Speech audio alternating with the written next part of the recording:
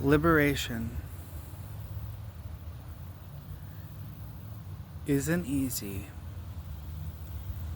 but it's a lot simpler than one might think.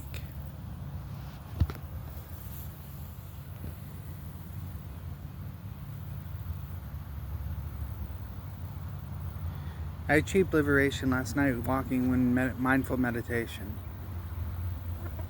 4 days before liberation, or rather, this includes the 4th day, on the 4th day of liberation at night.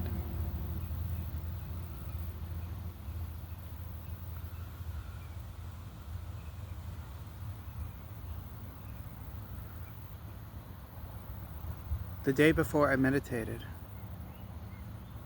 and with concentration. The day before that, I achieved the 2nd jhana. And the third jhana, I achieved the night of liberation. The 2nd jhana is I meditated inwardly on the mind and only the mind. And I was searching the corners of the soul.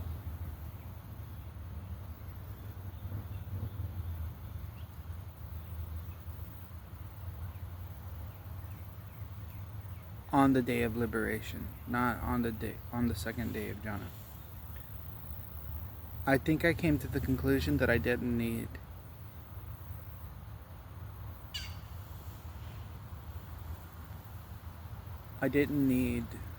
the 3rd meditation, at least as you would do to reach nirvana. I didn't need to sit down and meditate. It was in my mindful meditation, because in my emptiness a word popped into my head that answered all the noble truths for me. A word that's overlooked, a word that's dissatisfying, a word that's so simple, but it at least answers the first 2 noble truths, and in its realization becomes the 3rd noble truth. And it also becomes the 4th.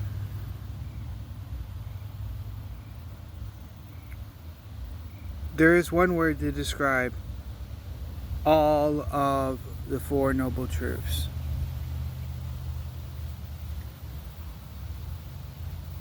It is compassion. For every reason that you can come up with, at the bottom of it is to deal with compassion.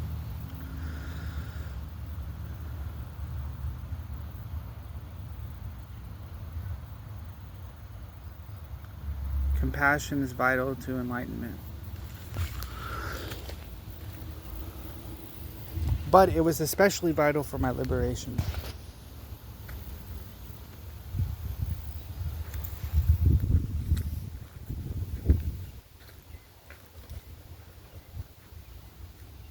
Liberation from suffering, not pain, suffering. Living with the pain, observing the pain. You don't become the one who suffers, you observe the pain. How can you observe the pain without being the one who suffers? It is you become emptiness, which is what Buddha said. But I'm not saying this as just a teaching. I will show you. You don't have to prove it for yourself. I will prove it to you if you listen. You don't have to be celibate for 3 years as a monk to achieve liberation.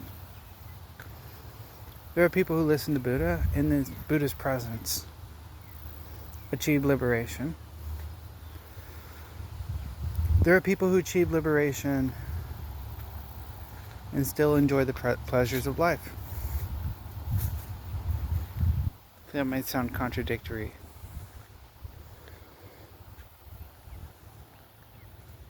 But if you're present while you eat, you're enjoying the pleasure of life in observing mindful concentration, mindfulness in everything you do.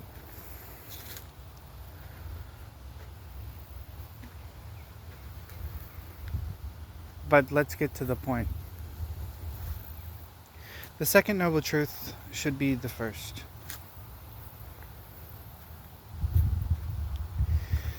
Thirst should be the first noble truth that causes the second. Makes sense for the causal chain.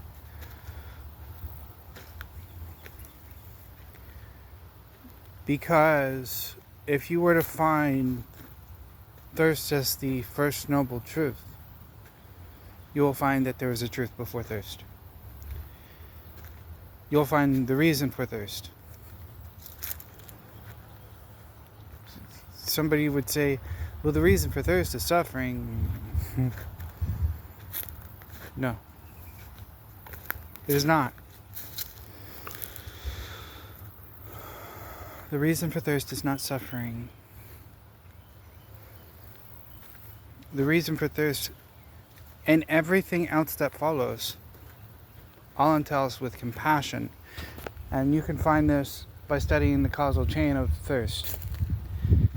Buddha said, or Siddhartha, I don't know when he said this.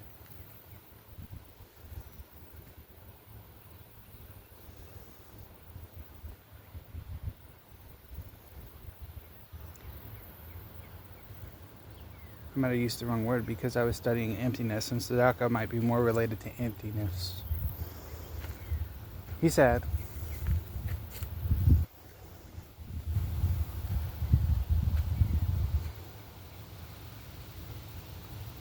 there was the universe is just relationships and causal chains all the way down the line. So he might not have observed the causal chain of desire because he figured it was endless and craving is craving is craving is craving and circular. However, when you observe the causal chain of desires, you'll be disturbed and amazed. And you'll feel relief. Any of you who feel guilt, you will not feel guilt. This will eliminate your guilt.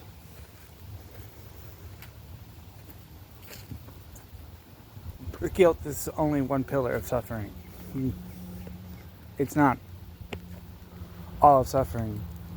But at least you can work with this to eliminate your suffering.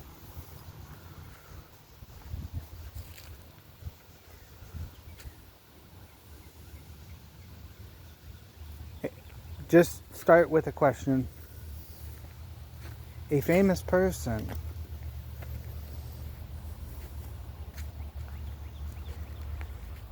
why does a person want to be a famous person? And the answer is because they want to be heard. Why do they want to be heard? The answer is because they want love and they want to be wise. They want to be seen as wise. Why do they want either of these things? Because they want to help others and they love others. Why do they love others? Because they have compassion.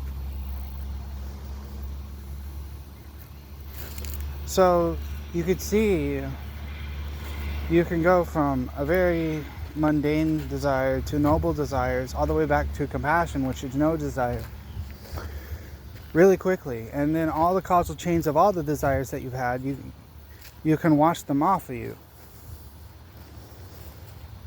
with the fact that you are compassion.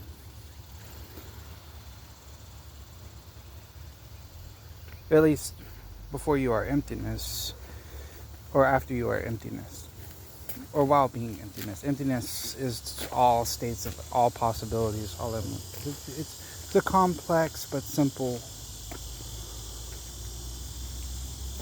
subject. It's something you understand when you are enlightened as very simple, because you are it.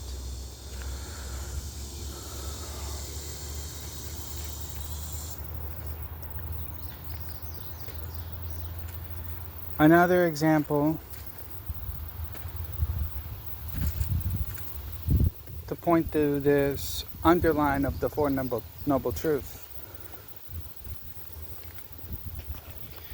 If you look at a person, if you dare to look at a person who's done unforgivable, immoral things,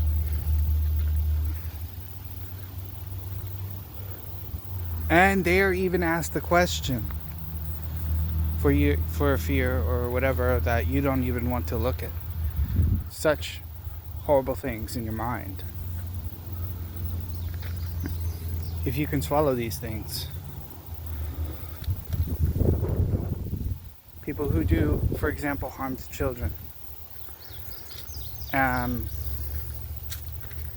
you might find, well, on one hand, some people who discipline children are afraid for their children.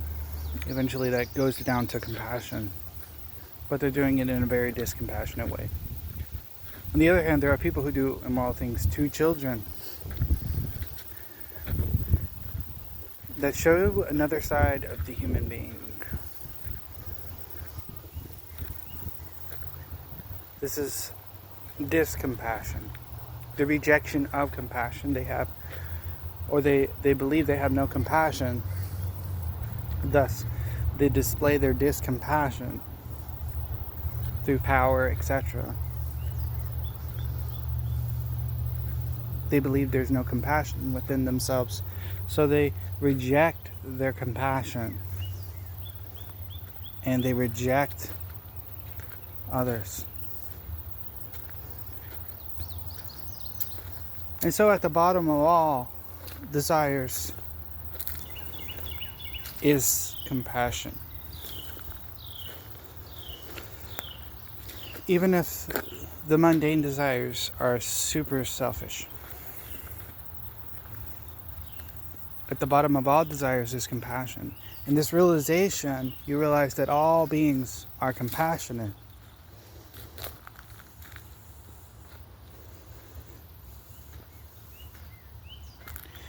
Just in their toils to be compassionate, they don't get the expectations to show their compassion, and thus they suffer, and thus they are warped, and thus they are twisted. See, the second follows after desire. They try to display their compassion, thus they are warped, just they are looped in desire. And being looped in desire causes suffering because of the expectation.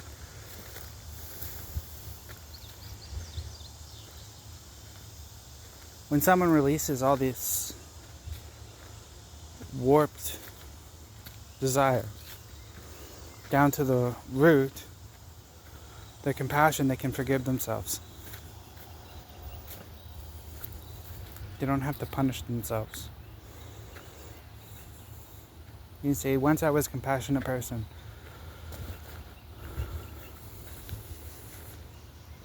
I no longer want to reject my compassion.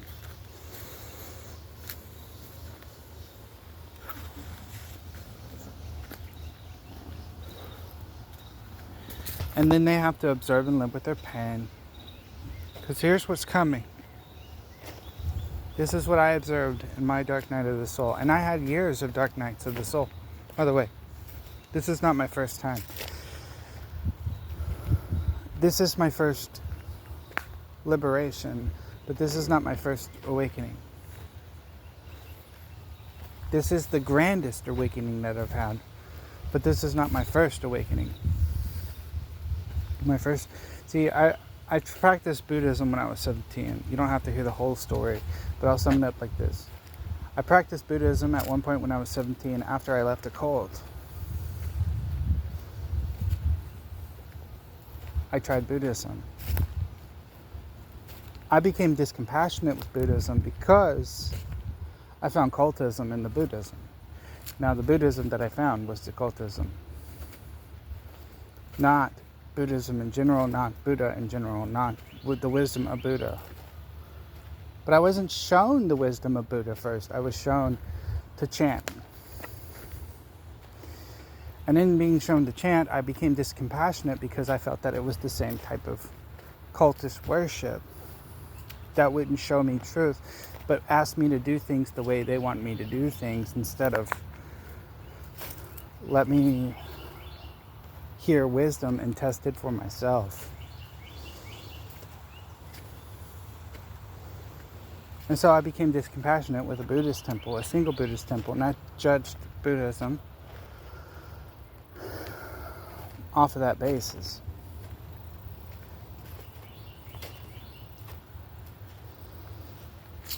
And fell into agnosticism, I fell into atheism, and I fell into philosophy, and then I fell into science, and then I fell into Christianity again, trying to reap something out of existence, trying to debate something into existence or argue for something that is there. I failed many times, and then I found alchemy. Right before I found alchemy, somewhere between there and there, as a pantheist, I found pantheism first. I found interconnectedness in physics. I had an awakening with all is one. A simple awakening that is not necessarily the awakening, but it is close enough for a person to walk into the path of Buddhism. All is one is just one step away from emptiness, interconnectedness. All is one self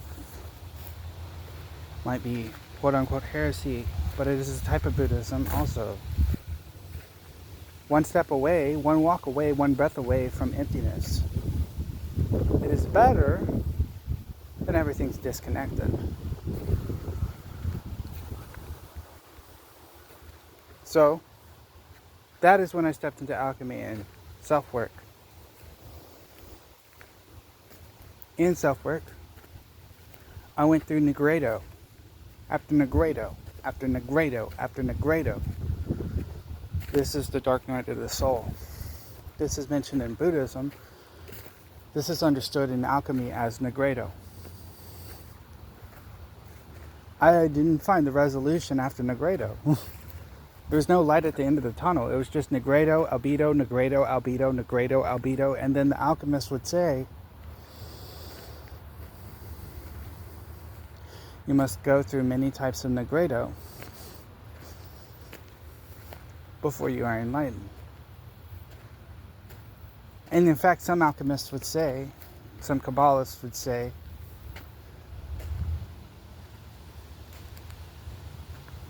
that you're always working on yourself. Oh man, that became exhausting. It's like you're constantly killing the self, integrating the self, killing the self, integrating the self, killing the self, integrating the self. Living with pain, constantly reorganizing your thoughts, constantly fixing the self. Maintenance of the self. This is like additional suffering, what Buddha would call unnecessary suffering. Additional suffering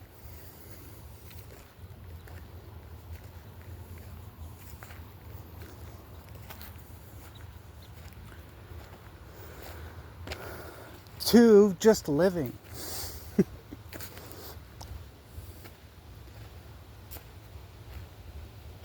But in that instance, you find brief moments of emptiness.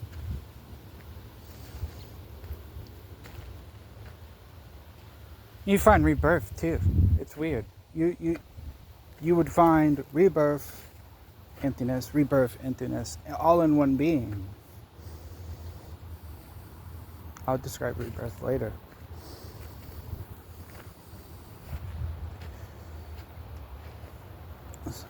So,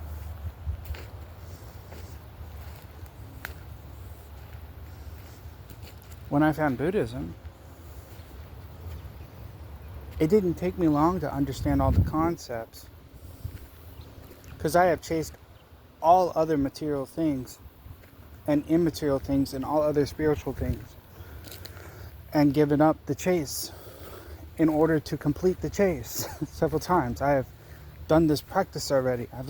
This radio, so to speak, has been with me. I've also done the concentrated meditation. I did that when I was 17. And I practiced that throughout my life a little bit, though incompletely. It was poisoned to concentrated meditation, which is not concentrated meditation, according to Buddha. So I practiced not concentrated meditation. Nevertheless, it was concentrated. Nevertheless, it was mindful. But it was wrong concentrated meditation.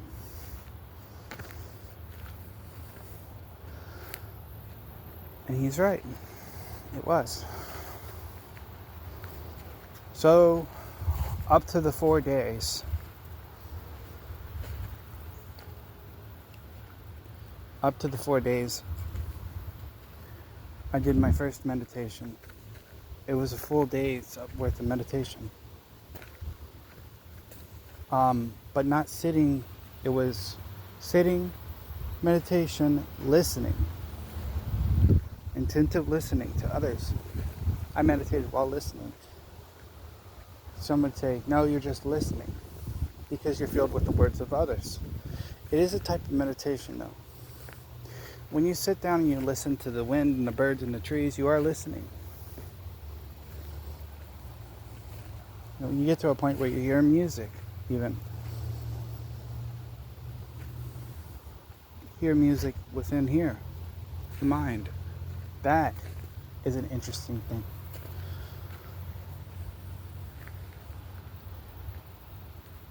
So you go through your first meditation,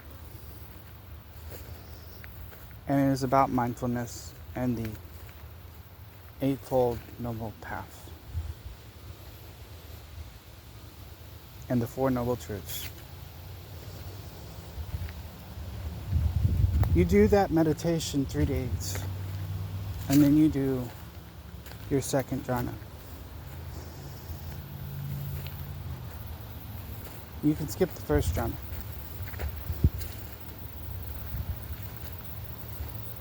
At least I did. I didn't bother with the sign.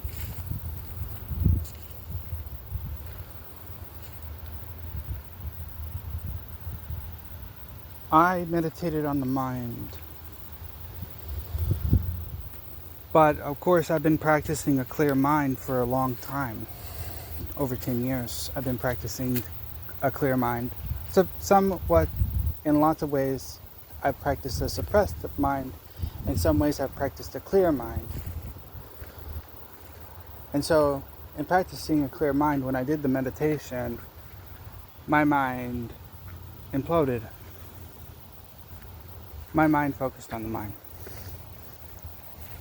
killing the ego. And so this is where I'm going to talk about emptiness. That night that my mind killed the mind, sounds weird, but not so weird. If you think about a person who shoots themselves, not so weird. I did my walking meditation. I had to do all of this while also having a baby and being with my wife. I did my walking meditation. Also being honest with my wife, telling her that I'm going through change. Telling her that I'm going through suffering. Telling her, not the lies that we tell our wives, some of us. Because in order to have a wife and be enlightened, you have to be completely honest and tell her that you're with no one. The presence. I reveal my compassion to you through my presence.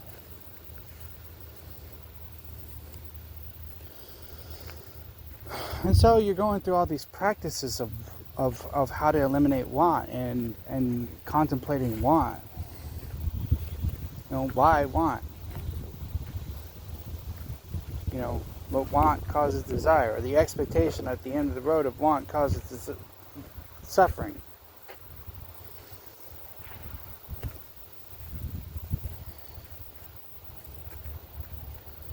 You solve that with compassion. It's like, otherwise you'd do nothing. To say that Buddha didn't want would be incorrect in fullness. In this story, what Buddha wanted in coming back was to share his wisdom. And he didn't lose his enlightenment in doing so, because his want was pure compassion. He didn't lose his wisdom in doing so, and he didn't suffer when other people denied his wisdom because of having no expectation but being present. So it wasn't the effort itself, which is what he taught. So I give you nothing much newer than what he taught, other than liberation. Key paths to liberation that might differ. And compassion in its fullest sense. Compassion, uncompassion. Compassion and the rejection of your own compassion. The rejection of compassion to others. Compassion of self to take care of the self. Compassion of the body to take care of the body once you eliminate the self. Being present.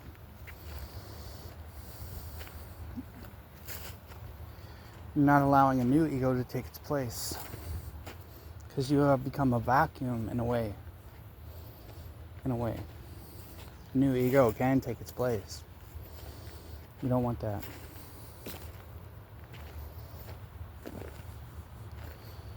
And when it does happen, when it arises, you can eliminate the new ego. That's what I went through with alchemy, but practicing emptiness keeps it away. I don't have to go through Negredo over and over and over and over. In this night of Negredo, called the Dark Night of the Soul, I saw the memories of the ego. Just as one would describe what happens when they die. You know, all the history of the ego. All the history of all the memories you go through when you die. It's like a film. It started from the last to the first, to the first to the last. It was so much that I even talked about all of them with my wife. About who I was. I say was, and the I is a soft I.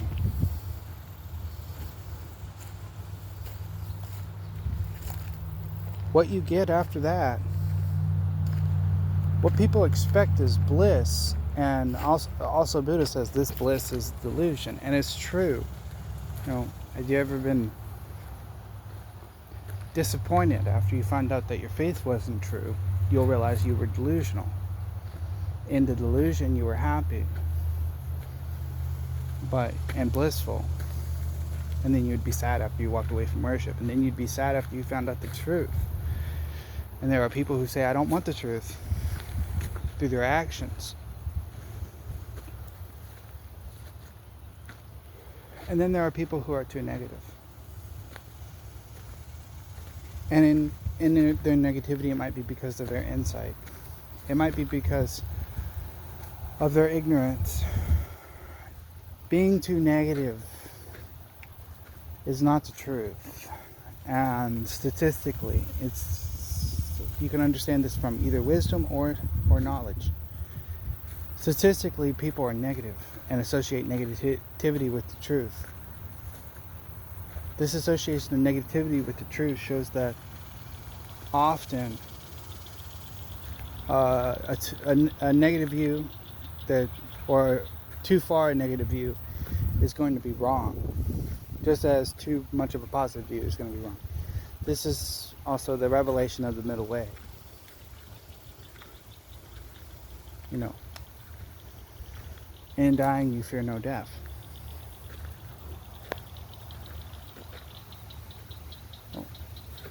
In a way, it's a cult of death. Buddhism is somewhat a cult of death, but it's not a cult. It's a solution to death. But you don't kill the body, because that would be discompassionate. You kill the ego, the illusion of self.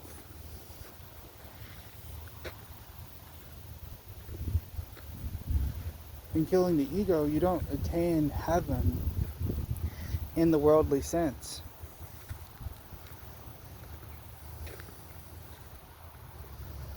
You attain happiness, but slowly.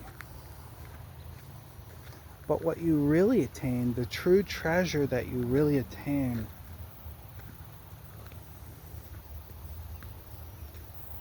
you attain detachment, but the true treasure is peace. Glimpses of nirvana if you're lucky. And nirvana when you meditate. And nirvana in living when you're complete. When you have accepted everything as everything, and everything becomes you and you become everything. This is the other way. Because the other side of emptiness is everything. So they're the same. The truth of reality in that instance. It's important to know both, that emptiness is everything and everything is emptiness. Because it is one truth that can be rectified and be true for both.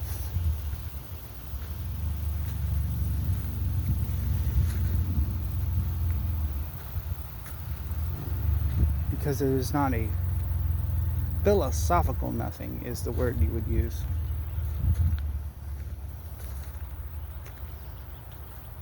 Even a void has particles in it.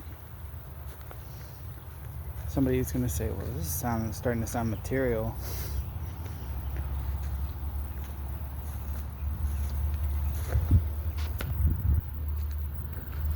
While being everything, you've experienced no death. And it's not just because you have already died. It is explained in rebirth. I said I would explain this.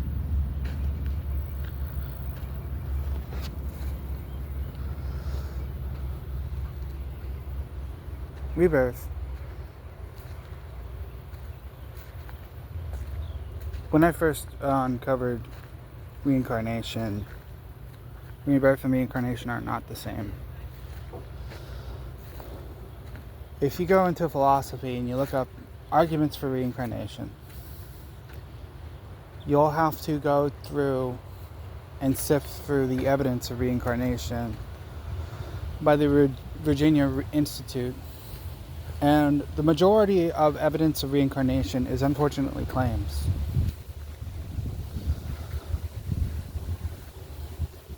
But they're significant claims. They're not just, I saw this. There's like bodily autonomy changes, etc.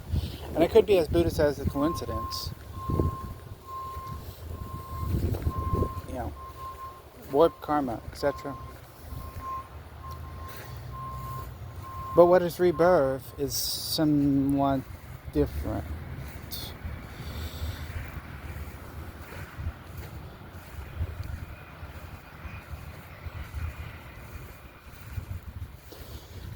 The quantum explanation for reincarnation and rebirth is the field. And the quantum explanation is the mind is part of the field.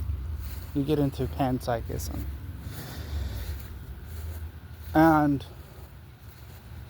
When the mind no longer possesses the brain, the body, etc., the mind quantum teleports to another brain. This is incomplete. This is an incomplete explanation. I want to say that first and foremost, but it is the best philosophical argument using quantum theory. When discussing the mind as a quantum instrument, you start to have a revelation that all quantum phenomenon is just mind. In that you reach the same conclusion that all is mind, and then you reach the same conclusion that beneath all is mind is all is experience.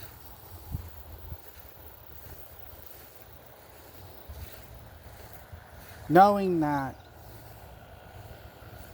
is clarity, but you might forget to be the experience in all of this, and this is why you don't achieve liberation. This is why Buddha is saying knowing is not enough.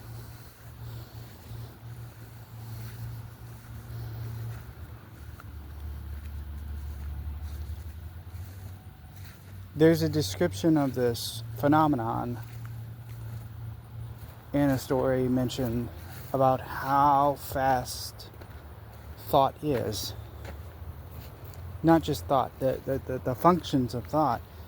And in this description, it appears that Buddha is aware of the firing neurons in the brain. And you have no choice but to take his word for it when he describes it, unless he's just purely coincidentally lucky, in this fashion where he says that the mind operates 1,000 times faster than a millisecond. And you find that the subconscious mind does operate 600 times faster than a millisecond. 600. That's really close. Depending on how fast a spider web burns, it could be a little faster than a millisecond. Let's say 20, 30 milliseconds.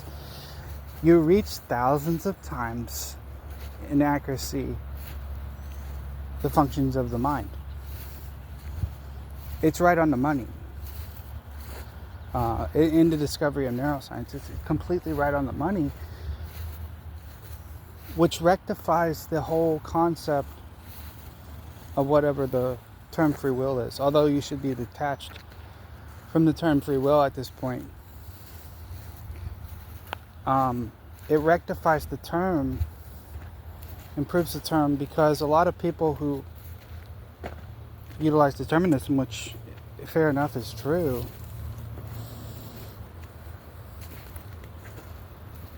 don't choose to rectify free will. They choose to defeat free will with determinism. You can't defeat something with something that's not an opposite.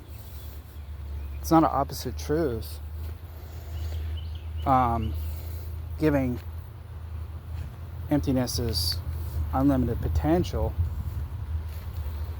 given that the rise of the internal workings of the universe is complete unlimited potential and chaos. Perhaps not always chaos, but in the internal workings you have what's known as chaos theory, and thus organization arises out of chaos. The emptiness becomes organized.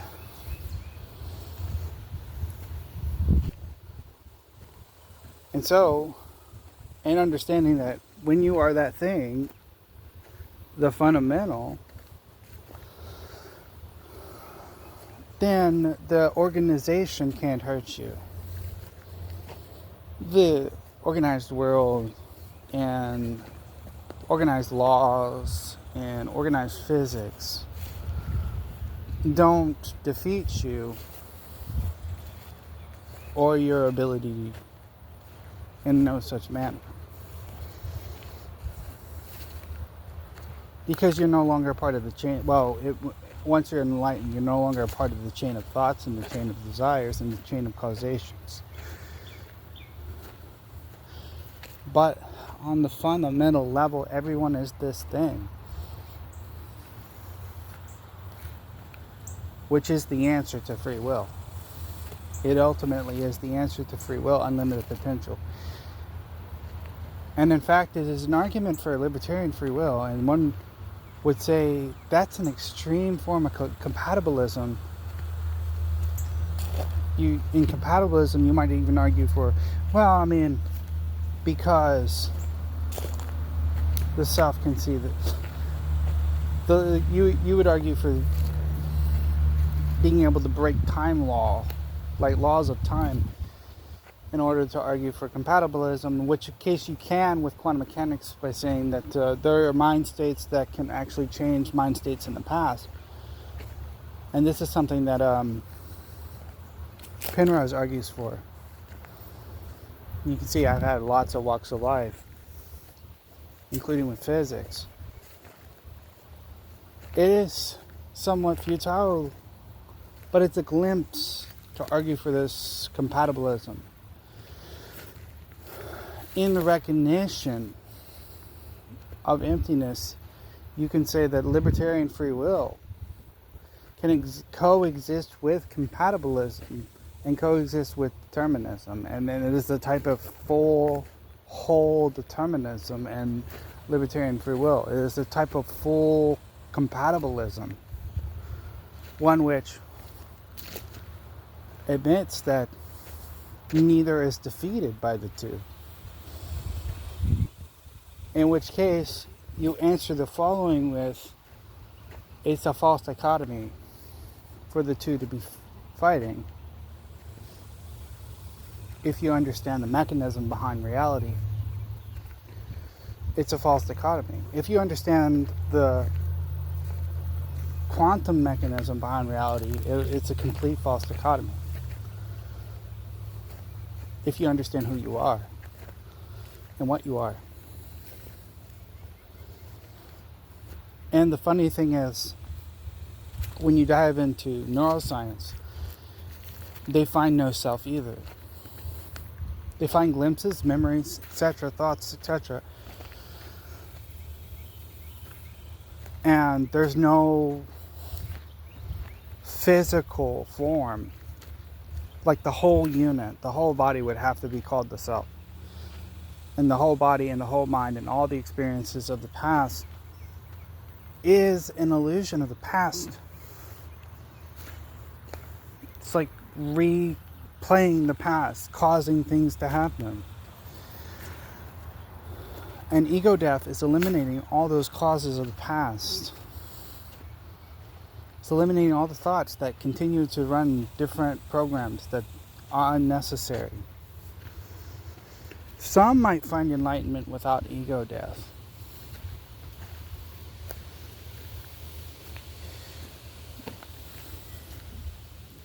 But this is an ego aligned with the understanding that the ego is going to die. This is a type of enlightenment with the understanding that all is one and I'm just living with the ego. It's funny to say I am with the ego. And that is complete separation. Another type of complete separation.